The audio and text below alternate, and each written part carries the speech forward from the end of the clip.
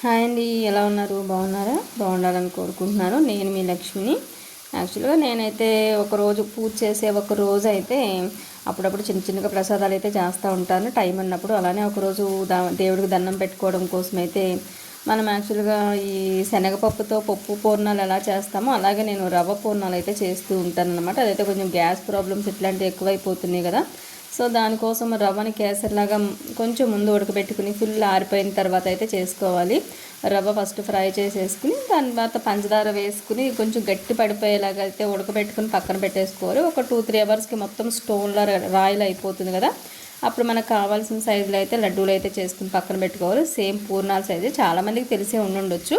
And ఇది పోత పిండికి ఏదైతే మనం దోశ పిండి ఎక్కువ పెట్టుకుంటామో అట్లానే ముందు రోజు అయితే నానబెట్టేసుకుని పప్పు బియ్యం ఎక్కువ క్వాంటిటీ తీసుకుని మిక్సీ చేసుకుని పెట్టుకున్నాను. దాంట్లో సాల్ట్ అయితే ఇప్పుడు మీకు కలుపుకుని చూపిస్తున్నాను మీకు.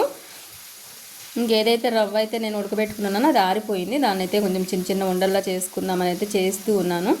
సో నాకు ఇక పండగలతో వాటితో వీటితో ఏమాత్రం సంబంధం ఉండదు. ఎప్పుడన్నా ఏదైనా చెయ్యాలి, మనసు ప్రశాంతంగా ఉంది, దేవుడికి ఏదైనా ప్రసాదం చేద్దాము, ఇంకా ఫ్రూట్సే కాదు లేకపోతే ఇంకోటే కాదు అనుకున్నప్పుడు ఈవెన్ ఒక్కొక్క రోజు చిన్న పటికి చిప్స్ పెట్టి దండం పెట్టేసుకుంటాను, లేకపోతే పంచదార పెట్టేస్తాను, బెల్లం మొక్క పెట్టేస్తాను.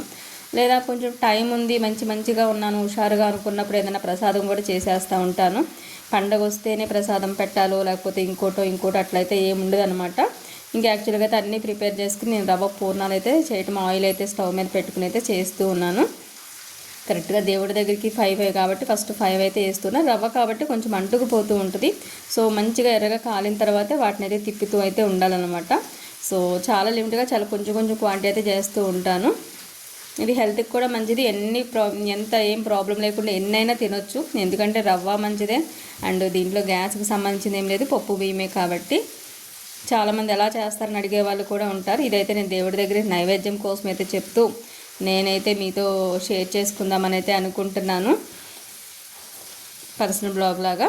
మీకైతే ఇది నచ్చిందా లేదా, అసలు ఎంతమంది చూస్తారు? కుకింగ్ వీడియో చేయాలంటేనే నాకు టెన్షన్ వస్తుంది, పెద్దగా ఎవరు చూడరు అని డౌట్ పడిపోయింది నాకు. బట్ అయినా కానీ ఈరోజు ఇంకొకసారి మీ దగ్గరికి కుకింగ్ బ్లాగ్ వీడియోతో అయితే మీ ముందుకు వచ్చాను. ప్లీజ్ నన్ను ఎంకరేజ్ చేయించండి, కోఆపరేట్ చేయండి. ఈ రెసిపీ మీకు నచ్చినా డౌట్స్ ఉన్నా నాకు కామెంట్ అయితే చేయండి, షేర్ చేయండి.